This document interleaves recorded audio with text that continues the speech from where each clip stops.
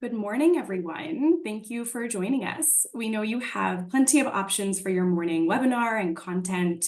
We appreciate that you spend your morning with us today. I am thrilled to be joined by my good friend and colleague Shaska from the Principles of Responsible Investment, and we are thrilled to be having this conversation this morning with respect to all things PRI. So Shaska, before we begin formally into our content, maybe I'll give you a moment just to introduce yourself and your role within the organization. Thank you, Trysha, and thanks everyone for having me here today. I'm delighted to be able to share all things PRI with you. So a bit of background about myself.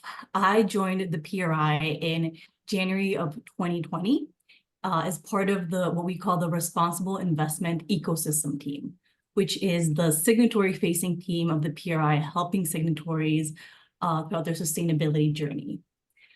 I am based in Chicago, and I cover the Midwest and Texas. And I'll say over the last years, it's been really exciting to be a part of the PRI for a few reasons. One, covering the territory that I do, it's been like seeing a giant wake up. We have seen investors like the Illinois State Treasurer, the City of Chicago, Rice University in Texas, join the sustainability conversation and start to make leaps and bounds in this area. Two is that I've been able to see the PRI kind of go through what I called our teenage years and evolve from a small organization to now an organization with over 5,000 signatories. And last but not least, it's been interesting to see the rise of the anti-ESG backlash, especially in terms of, what that means, what the response that we've gotten from investors, and just kind of see it evolved.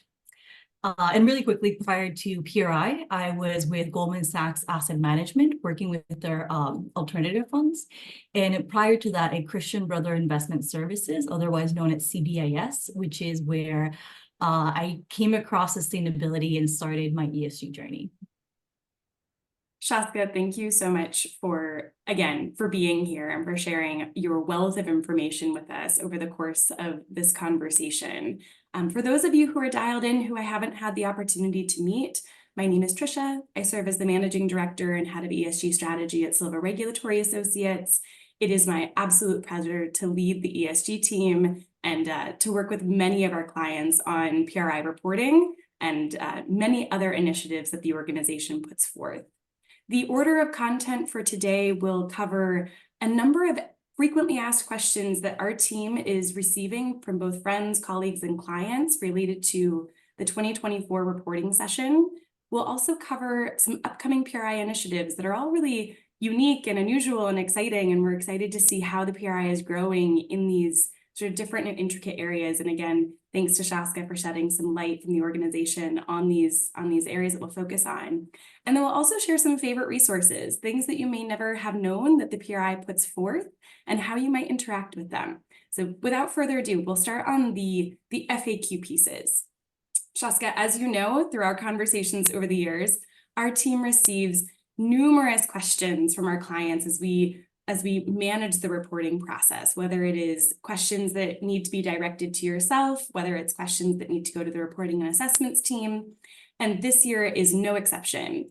As PRI announced at the end of 2023 that reporting would be voluntary for a large number of signatories in this reporting period, 2024, we have seen a large percentage of our clients who would be deemed voluntary opting into reporting and reporting on what we view as a voluntary basis.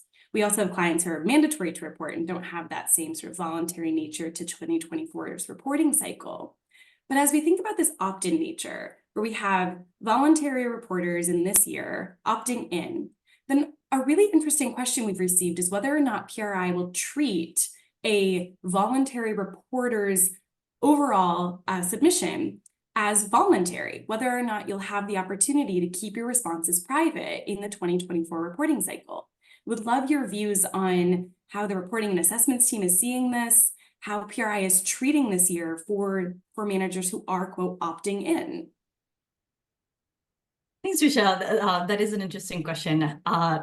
So for the reporting team, what we're requiring is that those signatories that choose to opt in will have to disclose their reports.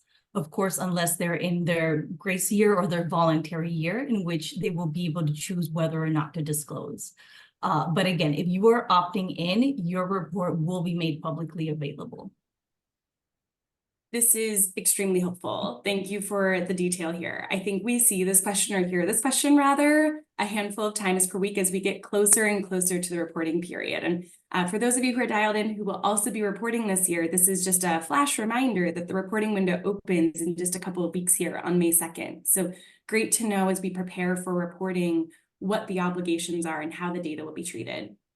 Speaking of data and the data portal with which signatories input information and ultimately process their submission to the organization, the data portal has presented a real challenge for signatories over the last couple of years, identifying that at the time of submission, the portal doesn't work or moves at a snail's pace, and understood that this is a function of a large number of managers and firms coming into the same website trying to process information. But this has been a real headache for clients, for teams like ours who are supporting the submission process. And PRI has noted over the last years that it's really thinking about the tech behind the portal, behind these different sort of areas within the PRI universe the signatories have to process and access. Shaska, can you give any color on what resources PRI has poured into the data portal so that this year might be a bit more seamless? Yes, thank you, Trysha. I appreciate you asking that question because it lets me share a few of the behind the scenes updates that signatories would normally not get informed on. But just based on the analysis of previous reporting cycles and considering the circumstances that took place in the 2024 reporting, we've made a few updates to the reporting tool and the data portal. So just a little bit of background. So for those signatories that completed the report in 2023, you may recall that as we approached the deadline, the reporting tool was it was slow. Signatories were having a hard time inputting the data, and this was because of the amount of users that were on the platform. So to prevent this from happening again, we have migrated the entire framework into the Azure cloud, which is a platform run by Microsoft that we're able to leverage Microsoft's resources and their cloud. So with Azure, what we're able to do is that it allows us to review performance on a daily basis or even hourly if needed. Wow. And from there, we'll be able to scale the number of servers that we are deployed to meet the demand of users. So again, this was a huge update that we undertook, and hopefully it will streamline that aspect of the being slow, being bogged down, and facilitate a better user experience. Shaska, this is music to both my ears and hopefully everyone who is dialed in's ears. I think this is a really powerful resource that PRI has deployed, and I think really appreciated on behalf of everyone who will ultimately submit this year. We'll be really excited to see as well how day over day the experience changes. So thanks for the heads up on how we can expect to interact with the data portal this year. On to the same sort of topic area, if we think about the reporting and assessments team, we're so grateful for the feedback from this team. And I think that the copious use that the reporting and assessments team experiences during the reporting cycle is proof positive of how strategically and interestingly signatories are considering and thinking about their responses and really wanting to ensure that their practices are aligned with the disclosures that PRI is asking all managers who are reporting or all asset owners who are reporting to the framework undertake. I think there's an extra layer of interest in this as we move into this universe of high regulation across the sustainability and responsible investment framework for signatories to really ensure that how they're responding is in fact accurate, authentic, and reflective of practice. The reporting and assessments team, I think, is key to success here in understanding whether or not a manager's approach to a question, interpretation of guidance, or general understanding of a question or PRI's change to a question is in fact aligned with how PRI itself is thinking about the use of these inquiries. As we get closer and closer to the reporting window, the reporting and assessments team, they're live, they're humans, they're not bots, they're responding in real time to these emails. Has there been any additional resource thought about with respect to this team, such that teams that are submitting aren't waiting 5, 7, sometimes more than 7 days for a reaction that ultimately holds up submission? I'm curious your thoughts as to how this team is going to function this year. Again, any additional resources. And maybe the last point I'll make is that, and not to refer to this as a point of challenge or frustration, but just recognizing that, again, these are humans who are responding to questions. Two managers can ask the same question of the reporting and assessments team and potentially get very different answers out of the sort of RNA feedback loop. And so also curious not only about the resource, but also about any effort PRI is undertaking to ensure some consistency in how responses are being put forward to the signatory base. Thanks, Trisha. Lots of good points, which are also consistent with the feedback that we have received with signatories. So I'm glad at least in that we align. Let's see, PRI is taking several steps. Let me run through a few. So first and foremost, we have now a combined global support team. What that means is that we have 3 new associates in Paris, China, and California to ensure coverage of various time zones and languages. So hopefully this will reduce the time lag because you will no longer have to be dependent on someone on London, but at least US signatories will have a dedicated person going through those questions. In terms of, how do we ensure consistency and accuracy of the responses? We made sure that RNA employees underwent cross-training to make sure that everybody was aligned, that using the right resources and had, just aligning the messaging and how to respond to these questions. So cross-training over the past year has been key for the RNA team and something that they have been focusing heavily on. And again, hopefully this will reduce response time because the reporting team will no longer be a silo, but will be able to function as one. We also hired Mark Colmark as head of corporate communication in order to improve PRI's communication strategy and offer greater clarity in messaging.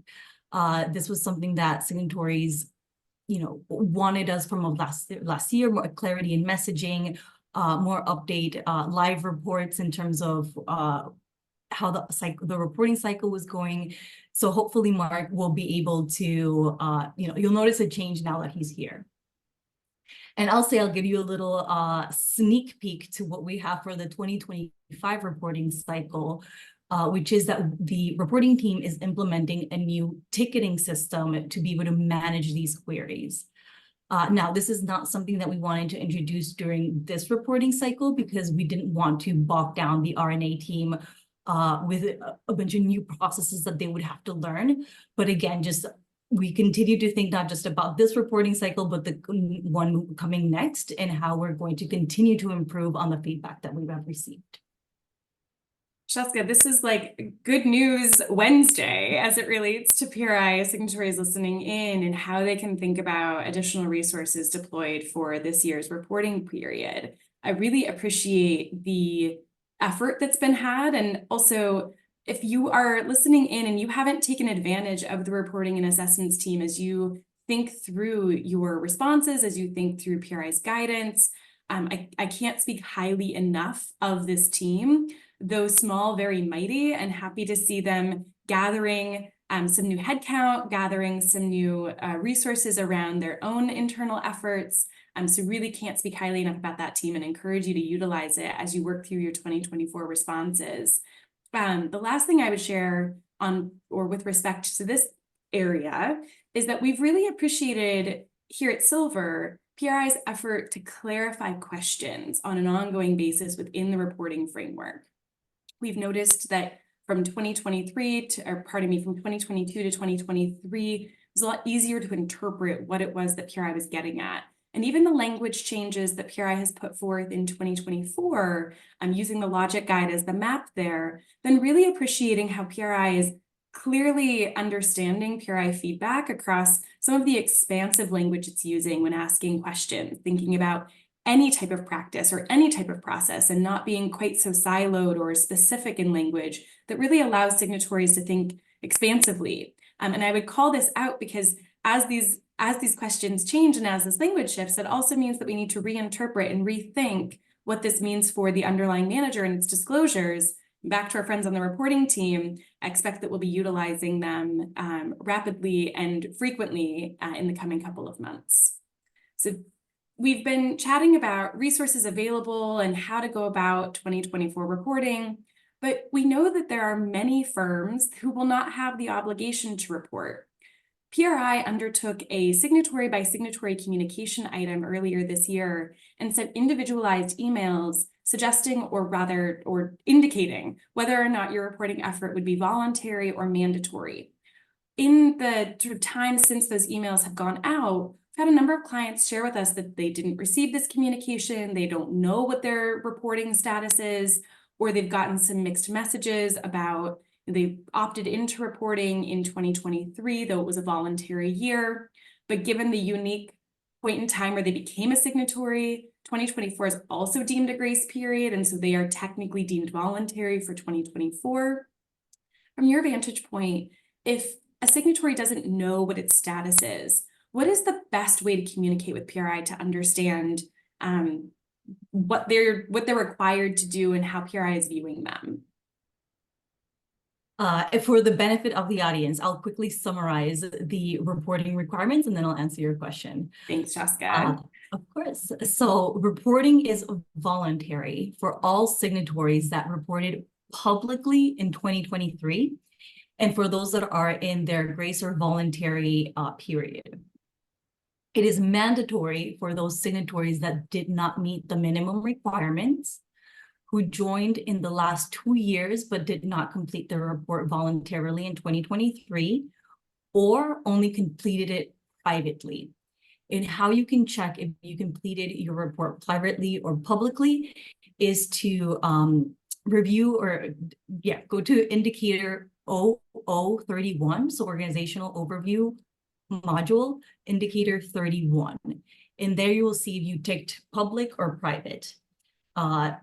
And last but not least, if you did not receive the communication from the PRI, you're able to contact the reporting team at reporting@umpri.org. And also don't forget to CC your PRI relationship manager.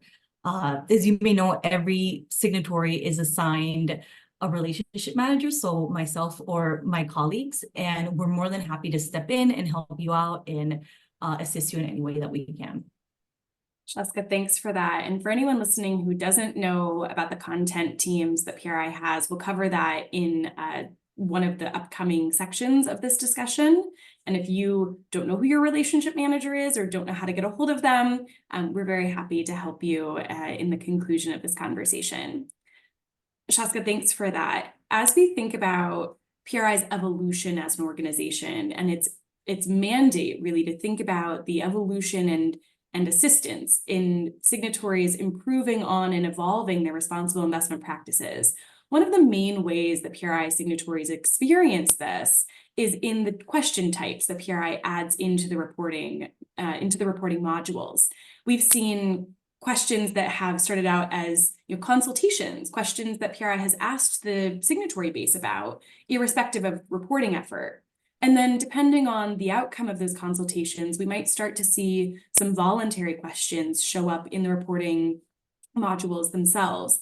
If you're listening in and you're a new signatory, PRI reporting is made up of both required questions and voluntary questions in case you don't have context for that comment. And once there's a critical mass of responses from signatories responding to or providing feedback to PRI on voluntary questions, of course, then coupled with trends in the environment, considering regulatory changes, considering economic cycles, considering pressure from GPs, LPs, et cetera, we might see those voluntary questions become required. I think the most recent example of this would be the effort PRI has gone through to incorporate climate-related questions, specifically those aligned with TCFD, into the reporting framework. And that brings me to my question. we're starting to notice PRI's focus on human rights, on nature, and of course, enhanced effort on climate. But in the 2024 framework, we don't see a lot of changes on numbers of questions or volumes of questions touching on these topic areas. So my question for you is, as PRI is operating internally, is there an effort to think about how questions with respect to human rights, with respect to nature, might show up in their own question type, not sort of bucketed with other questions around sort of sustainability outcomes or systemic sustainability considerations, but really sort of standalone inquiries?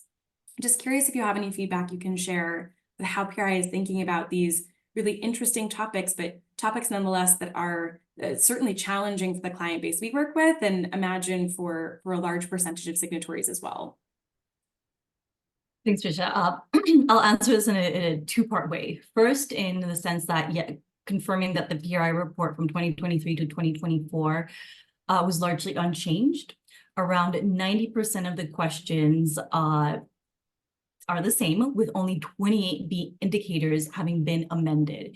And these were to fix either large errors or to provide additional clarity and logic for the questions. We believe that this stability will ensure that the reporting data is comparable. It enhances year-on-year comparison and allows signatories to compare their scores across modules and indicators. Now, moving on to the second question as to how new themes like human rights or nature are integrated into the report. So this bubbles up in terms of the PRI identifying a signatory demand for a specific topic. We will then move on to, if this is a new topic, say like human rights or nature, we still have to determine, the interest may be there, but we need to start to identify what best practices look like. So that's when the PRI will start to launch working groups. We'll have interviews with signatories. We'll just to start to gather this information to identify what best practices look like and be able to start to create the technical guides that you often see on our website. We'll then start to integrate these most likely into the RNA responses. So you will have a question in which you will see, human rights as part of the response for that question. Then it will be progressed into being included into the plus questions, which are voluntary, they're not assessed. And it's where you can start to just see like those new themes be more concrete and tangible. And then we'll include them into the core questions, and then we'll create a new module if needed. A quick example that I can give in the most that followed that sequence was the introduction of the Sustainable Development Goals. So after the SDGs were launched in 2016, the PRI noticed that signatories started to report on their SDG practices on a voluntary basis, unprompted by the PRI. By 2020, we realized that 31% of signatories were making some sort of reference. And being a signatory-led organization, we understood at that point that it was important for us to meet this demand, which is where we started to introduce the SDGs and then created an voluntary outcomes module that is now part of the framework. So my advice to signatories is, if you want to, stay on top of these trends, take a look at, new frameworks like TNFD, and also start to look at existing technical reports created by the PRI. So you'll start to see, what is the stance that we're taking, what are we deeming to be best practices, and that can help guide your strategy.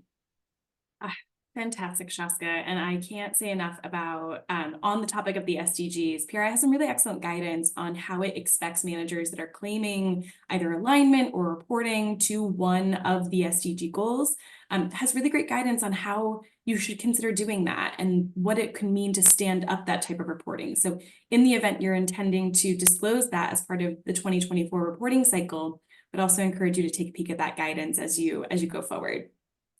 Shaska, this takes me into a question about best practices. You mentioned it a couple of times in your response to the last question, and I think it's really sort of valuable to understand from your purview we see a lot of clients who we think have different perspectives on how they go about reporting and have different strategies for getting it done and getting it submitted.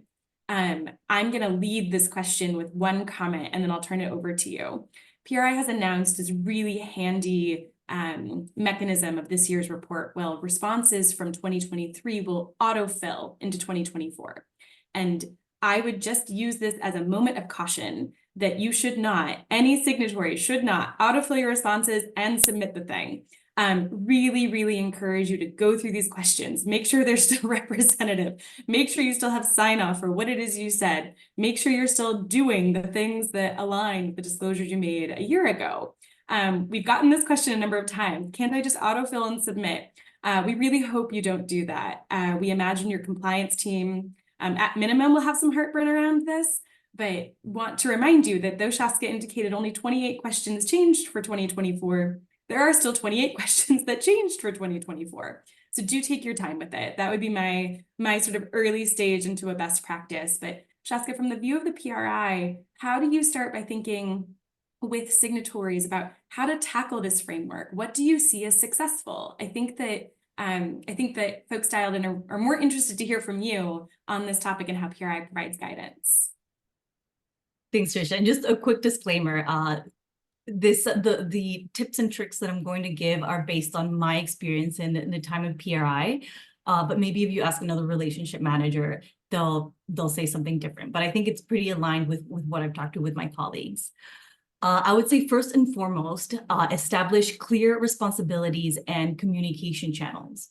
Meaning who's going to be the designated lead to drive the initiative? What is the role of the ESG committee? Make sure that everybody knows their role, their responsibility, and that way you'll have, just less communication mishaps. Also, completing the PRI report is often a cross-team collaboration initiative, and it can be both internally within the firm, or you may also be working with affiliates. So again, when you're talking to folks, make sure that you're communicating the deadline, just to instill a sense of urgency in the teams, and also underscore the scoring aspect of the report. Make sure that folks know that the responses that they're submitting will affect the score that your firm receives. A big one also that I would say is make sure that you outline your approval process, meaning who must sign off, what are the control processes that your firm has in place? How soon do you want to, loop in your compliance team, and make sure that you're allocating enough time to review and update any comments. I'll say I've had a few instances where the person that needed to sign off on the report was out on vacation and we are 3 days before the deadline. So don't put yourself in that place. Just try to have the approval process way before the deadline, so you can have a buffer time for anything that might come up. Another point is that the PRI, and I say this to everyone, is please start to prepare offline. So even before the reporting window opens on May 2nd, you already have access to the modules in Word document. Start to review the questions. What am I being asked? What did we respond last year? What has changed? So again, even though the reporting window is 3 months, the questions have been available since February. So again, just think back to your high school or college days. Like, don't write the essay the day before. Give yourself ample time. Another tip that I usually give my signatories is to start inputting the data into the reporting platform as soon as it opens. Even if you have all of the answers in Word, don't forget that the reporting tool is an interactive platform. And the modules, the organizational overview module and policy governance and strategy are key for you to complete, because they are the ones that are going to determine which indicators you must complete. So again, even if you have the answers in Word, make sure that you start to input it into the platform, because that will give you the definite questions and indicators that you're going to be answering. Another one would be to make sure that you're reviewing PRI's reporting resources. We try to provide as many resources as we can. We want, to make this, we want to set signatories to succeed. So we have a glossary, we have the technical guides, a multiple of tools that are available to you to help you along this process. And then last but not least, I would say, make sure that you identify your external communication lines, whether this be Trysha and her team, your relationship manager at the PRI, or any other service provider that you might be working with, who is that point of contact that you will be needing. And yeah, hopefully if you do all of these things, it'll be a seamless reporting cycle for you. Shaska, what a long list. I'm going to just reflect back on one item you shared with respect to vacation and just remind this group that reporting is due this year on July 26th, the sort of last day of July that you can sort of reasonably submit this. And we would encourage you to ensure that the people who need to sign off will not be gone in the last weeks of July. I think a meaningful reminder. Switching. Sorry, just to add to that, they can be gone. You just need to, maybe pull up your deadline a little bit further to accommodate, or sooner to accommodate for that. So you're able to submit the report. We had one signatory submit their report within 24 hours of the portal being open last year. So it can be done. So feel free to book your vacation. Just make sure that you set the submission of the report ahead of that time. Well, isn't that a high bar set for the rest of us? We'll see if we can't beat that this year, Shaska. Moving on to our last couple of topics with respect to reporting before we switch gears and think about some upcoming PRI initiatives. And I think these sort of tie together nicely, is PRI's perspective on human rights. Every signatory received a note reminding them of PRI reporting, the window announced between May 2nd and July 26th. And in that email, a number of resources were provided, including PRI's newly issued human rights guidance. You and I have had a chance to talk about this and think it's worthy of conversation here today as signatories think more about how they are garnering and gathering information with respect to human rights, where they're required to do so, or where they're starting to think about this as part of their own responsible investment strategy. PRI has initially identified a number of indicators within the current framework, but they're quite broad and they're not necessarily keyed into human rights from their sort of initial written perspective. PRI has provided some guidance as it relates to its most recent publication on how those indicators could align with a human rights perspective or a human rights practice. And then, of course, some guidance on how you might approach those questions related to your purview on them.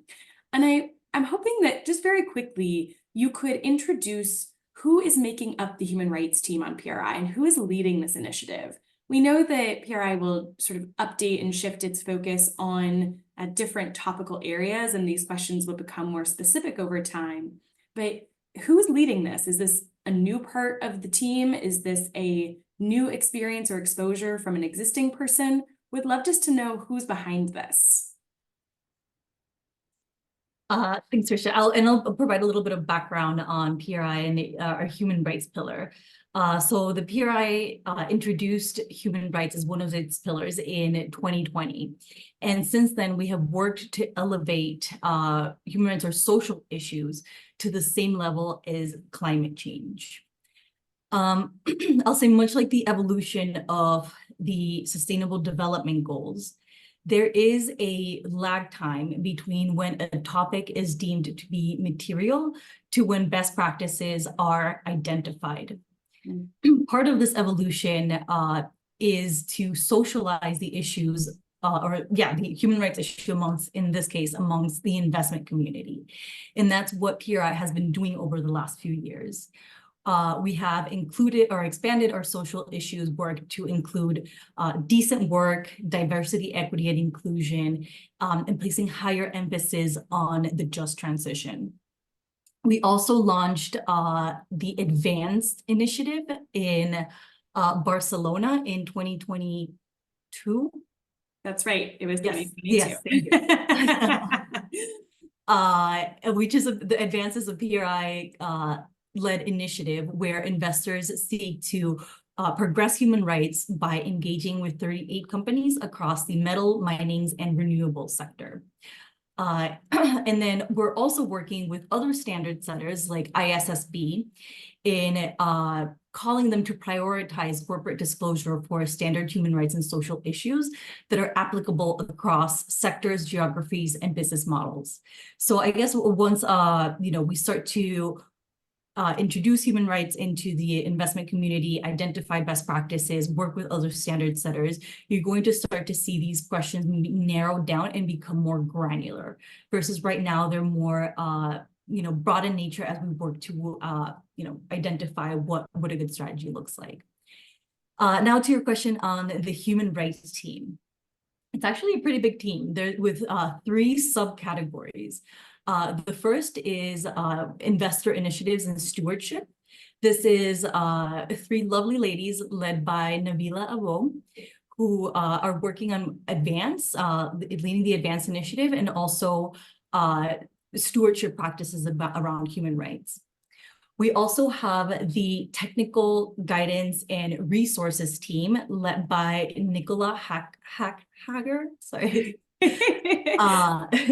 And they're the ones responsible for, publishing the technical guides, resources, tools, due diligence questionnaires. And last but not least, we have a human rights policy dedicated person who's David Serrato. And David has been working with regulators across various jurisdictions to see how they're implementing human rights. One of the last projects that I know he was involved with was with speaking to Mexican regulators due to the Mexican taxonomy, which is one of the first taxonomies to include both environmental and social issues. So we, chimed in, collaborated with them, and he's been going on in his way in terms of making the progress in the policy department. Shaska, this is fantastic. Really eager to see what comes out of this sort of cohort really focused on this topic. And I think it will lead into some of the conversations we're going to have with respect to initiatives forthcoming. I'm going to leave this part of the conversation on one last topic. Almost every one of our signatories has asked us how to add legal disclaimers into your PRI report. There's not an obvious place for this with respect to the modules themselves, but I'll just use this as an opportunity to share with you that the senior leadership statement is a narrative document that every signatory puts forth. And at the very end, PRI has provided some sort of pre-formed disclosure language that it suggests signatories use, but it also allows signatories to craft for themselves their own disclosure content.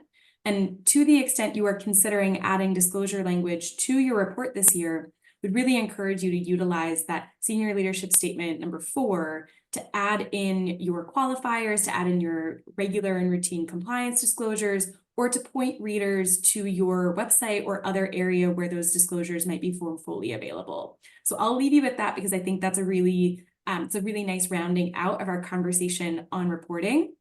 And that takes us into what PRI has been up to. We'll start using our slides as it relates to these really interesting initiatives. We're going to spend a little bit of time on the most, and at this point, really rapidly approaching PRI consultation, responses of which are due by May 10th. We're going to talk a bit about progression pathways, PRI's newly announced spring initiative, and then also sort of reintroduce the collaboration tool. Mindful of time, we're going to zoom through this. I'm noticing that there are some questions being added to the Q&A box. This is just a reminder that we won't address questions live, but you are very welcome to submit any inquiry. Shaska and I will be sure to get back to you via email when we're done with our session today. So without further ado, Shaska, would love for you to give a little bit of feedback on what this PRI consultation is. Why are we being asked to participate in this? What form will this take? What is PRI going to do with this information? Thanks, Trisha. So for those of you that may not know, the PRI's Articles of Association require us to formally consult with signatories before adopting our 3-year strategic plan. So as we approach the end of the 2021-2024 strategic period, the PRI has been working on a new strategy, which can be broken into 4 sections, which I'll try to breeze through. The first section is to drive signatory progression on responsible investing while streamlining mandatory reporting. So as mentioned previously, we're aiming to streamline the reporting process by keeping it stable, offering signatories the option to pre-populate, and also making it voluntary for applicable signatories. We hope that this will reduce the effort for signatories so they can redirect their time and resources towards progression.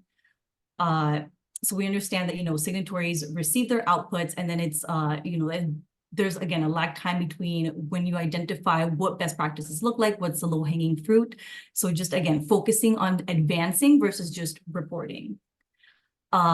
This key also touches on the progression pathways, which I'll go more into detail in a little bit. So again, improving the existing PRI reporting framework while also working on tailored progression pathways, which we'll discuss shortly. Second point is to strengthen regional RI ecosystems and extend our reach in emerging markets. So in terms of regional ecosystems, this is something that feedback that we received from signatories, where they agree that the PRI is a global organization with over 5,000 signatories. They want to continue to be a global organization, but they understand that every jurisdiction works differently. So we're leveraging our convening power to have signatories in different regions come to the table, share best practices, ask each other questions, which is a good place to be for something else to do for an organization our size. We'll also continue to focus on emerging markets to make sure that they're not left behind in this global transition to a sustainable financial system. We'll be increasing our presence in regions like Southeast Asia, Latin America, Sub-Saharan Africa, the Middle East, and ultimately India. Third point is that we will be amplifying signatory impact by supporting collaborative initiatives. Now, I know there's been a lot of headlines on investors leaving Climate Action 100 plus over the last few months, but actually the feedback that we got from signatories on this consultation is that there is a demand for them to want to continue to use PRI convened initiatives to address critical system-wide risk and be able to use their collective voice. So in terms of collaborative initiatives, the PRI will continue to focus on climate change, human rights, and nature as our priority issues. And last, but certainly not least, is that we are strengthening the environment for responsible investment by influencing governance and multilateral policy.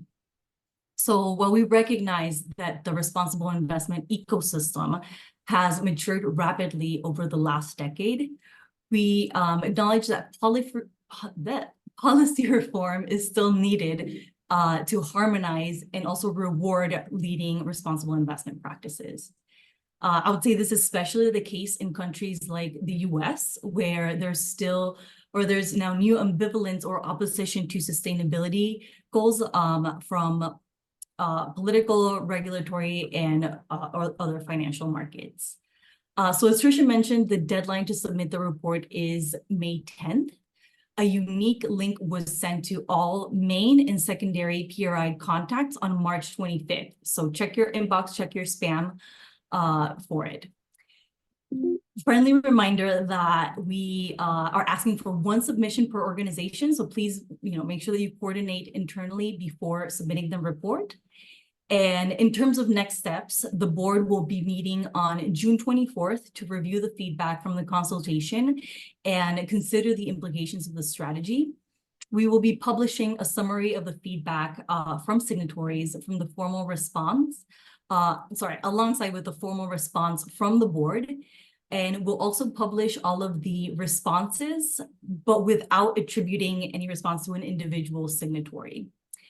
And then the PRI will adopt and launch its new strategy at the Signatory General Meeting on September 10th. So again, if you have any questions, you can contact us at info@umpri.org or ask your relationship manager. Shaska, thanks so much for that. I really appreciate the comprehensive overview. If you haven't started on your responses, really encourage you to do so. I think it's an amazing opportunity for signatories. Silver ourselves as a signatory to the PRI, so we also have the opportunity to provide our responses back. But I think really to give your advice, give your thoughts, ask questions about what signatory value is to you, how you see it maturing over time. I think this is a really unique opportunity to be engaging with the organization. And I just wanted to sort of quell any rumors that PRI doesn't actually read all of this stuff. They really do. It really makes a difference, and it really does have impact on how the PRI engages with the signatory base. So while I appreciate that this consultation has been launched in the same time frame as reporting, hope and think it's really valuable to think through resource and think through responses here. We are, as promised, going to continue to move at a rapid pace through some of these. The progression pathway conversation is one that can be quite lengthy. So from our vantage point, I think we just want to give a general overview of what is coming. So Shaska, I'll leave this to your sort of good summary language, but I think it's important to know that this is something signatories are going to hear more about really over the next year and into future years.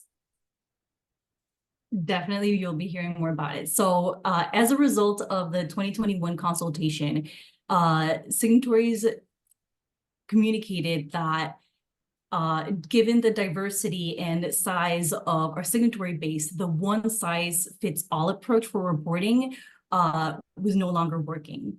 So the progression pathways will aim to provide support, guidance, and resources both for new and advanced signatories in line with their individual objectives, mandates, and regulatory context. So the PRI will co-design these progression pathways alongside with signatories in a three-stage process, which involves signatory conversations, the consultation survey, and then testing.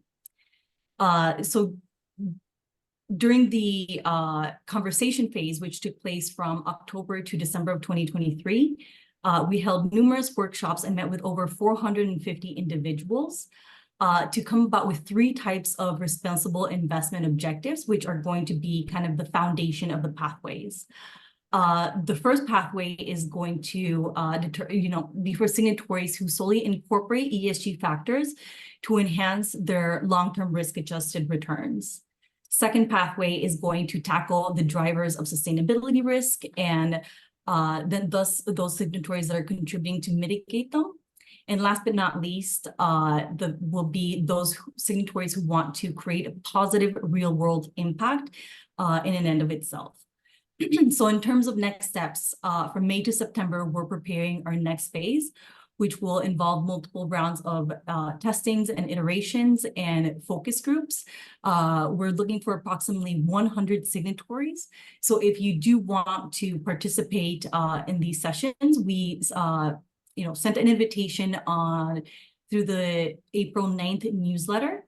So again, check the newsletter. If you did not receive it or missed it, contact your relationship manager. Shaska, thanks for that. I think that's an excellent overview of what we're going to see forthcoming. And again, back to the consultation period, really encourage signatories to participate, especially in the questions related to progression pathways.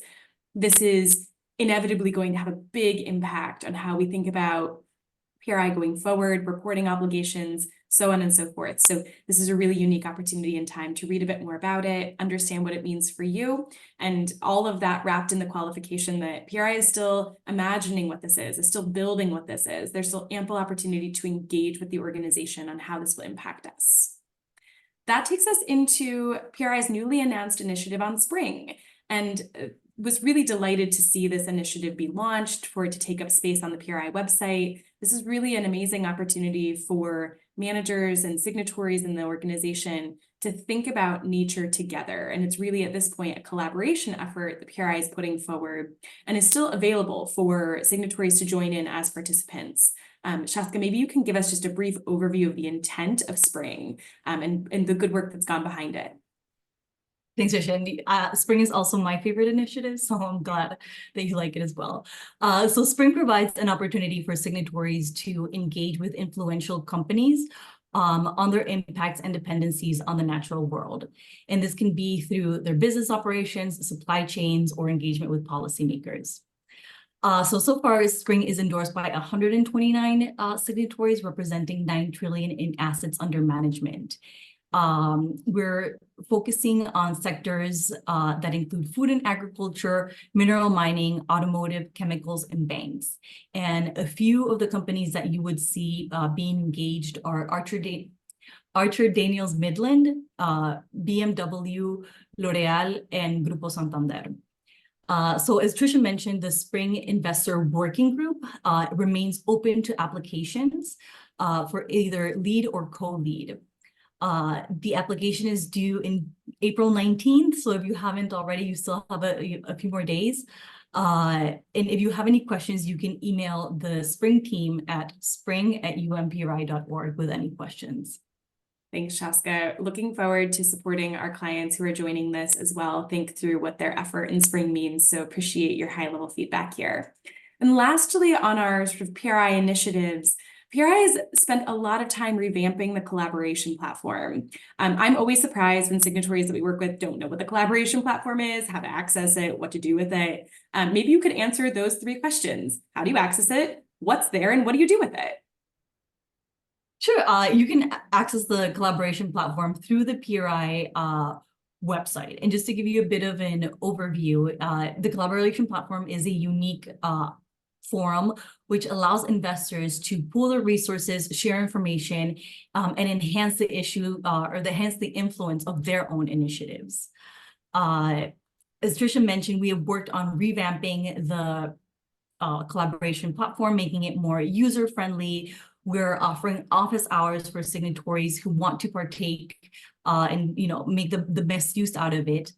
And I would say one of my favorite additions that we've done is the resolution database, which is where signatories can add resolutions that they filed, find upcoming votes, see the results of votes, and pre-declare their voting intentions. We're increasingly seeing investors using tools like pre-declaration to increase transparency on key sustainability challenges. And just to give you an idea, last year, the PRI resolution database saw a 288% increase in the number of pre-declarations made by investors, which I think, goes to show that, the revamp, the work, the office hours that we put into making the collaboration platform a not so hidden gem has paid off. Shaska, I love that. And this is just like a hot tip for anybody reporting this year. The resolution database can also really help you as you think about answering questions PRI poses with respect to whether or not you pre-declared and whether or not you voted in line with other signatories. So make sure you're thinking about that as you encounter those questions on the PRI modules. And finally, though it took us 54 minutes to get here, I think this is my favorite part of our discussion today. There are so many, Shaska, you've already said it, hidden gems across the PRI website. How do you find them? How do you know what's worth spending your time on? Shaska's done us the great favor of capturing a handful that she really likes and that our team also uses on a pretty regular basis. So without further ado, we'll talk about maybe 4 or 5 different areas of focus that you can also access. Shaska, maybe you can tell us a little bit about the asset class specific due diligence questionnaires. Yes, this is honestly one of the resources that sells itself, even though it's free on our website. But I hear it mentioned at conferences from signatories, and it's the due diligence questionnaires. These were meant for asset owners to use with their managers. So I would tell managers that it's a cheat sheet as to what it is that you might be asked from your clients, and they're available across different asset classes, themes like diversity, equity, and inclusion, or forestry. So there's a plethora of options you can choose from. I'll say the PRI has been really good at working with other organizations. Like, say, I was involved in creating the diversity, equity, and inclusion questionnaire, and we made sure to involve ILPA to prevent any overlap with questions that signatories might already be receiving. So again, if you haven't checked it out already, it's a hot commodity at the PRI, the DDQs. The second resource is the Investing in Nature Guidance Standards and Tools. So we've noticed that, as new themes emerge, such as nature, one of the obstacles or hurdles that signatories see is that, where do I start? What should I be reading? What should I be focusing on? So we have compiled a list of guidance, standards, tools that are already available and in place to be able to minimize the noise and say, if I'm starting to look at this topic, these are, the documents that I should be referencing. So be able to just make that streamline that initial research process for you. And Shaska, I can't say enough about this. We've had many clients discover this on their own and then raise it to us and describe its unbelievable utility as they start the conversation about biodiversity and nature. So thanks for pointing that out. Good. I'm glad. Yes.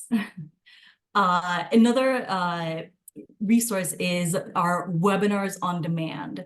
Now, a lot of folks are tuning into what webinars are coming up, but if you go to our on-demand section, you will find a treasure trove of information on any topic imaginable.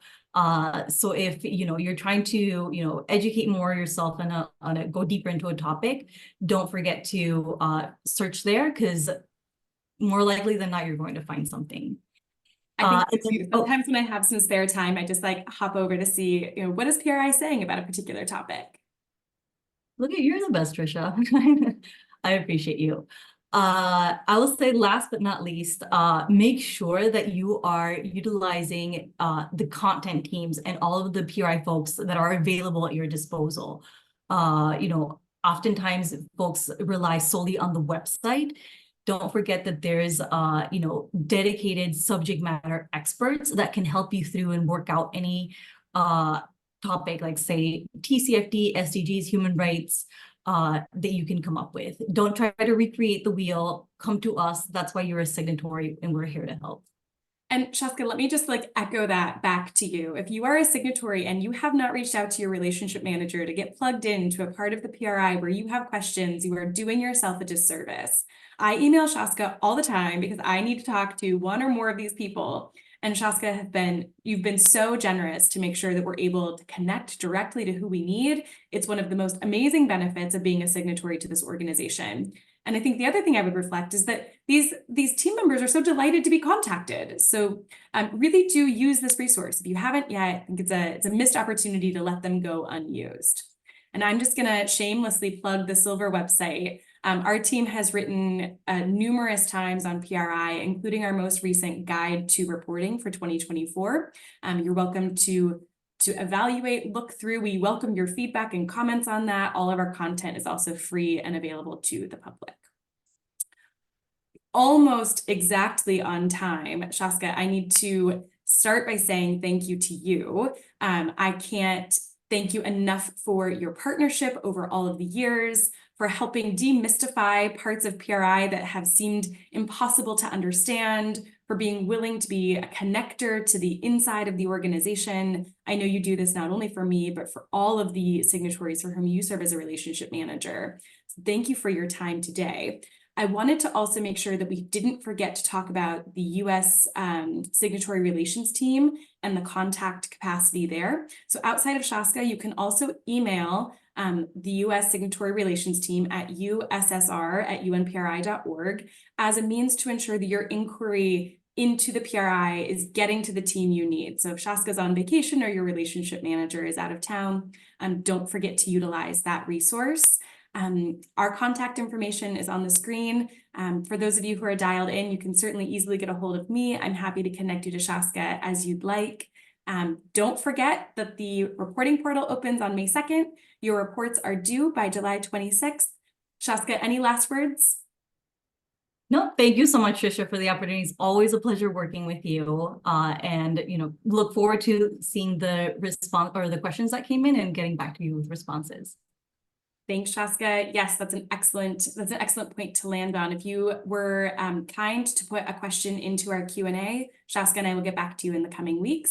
We look forward to talking with you all again soon. Have a wonderful morning. Thank you for starting it with us.